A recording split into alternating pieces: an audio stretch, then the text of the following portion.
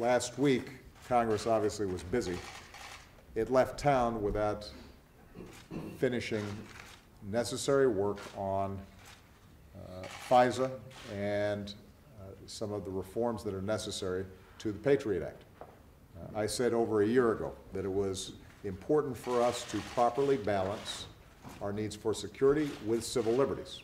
And this administration engaged on a bipartisan, bicameral basis, talking to Republicans and Democrats about how we could preserve necessary authorities but provide the public greater assurance that those authorities were not being abused.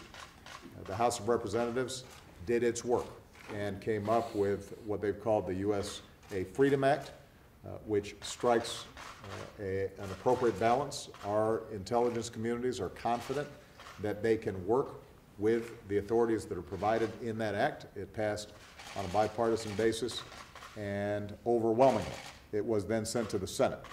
The Senate did not act, and the problem we have now is that those authorities run out at midnight on Sunday. So I strongly urge the Senate to work through this recess and make sure that they identify a way to get this done.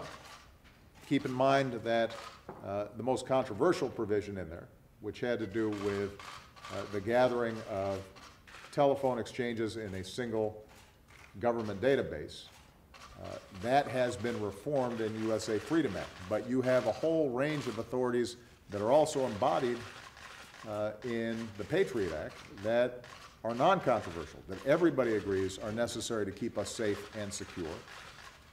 Those also are at risk of lapsing. So this needs to get done. And I would urge folks to just work through whatever issues can still exist.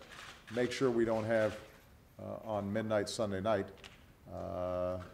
this task still undone because it's necessary to keep the American people safe and secure.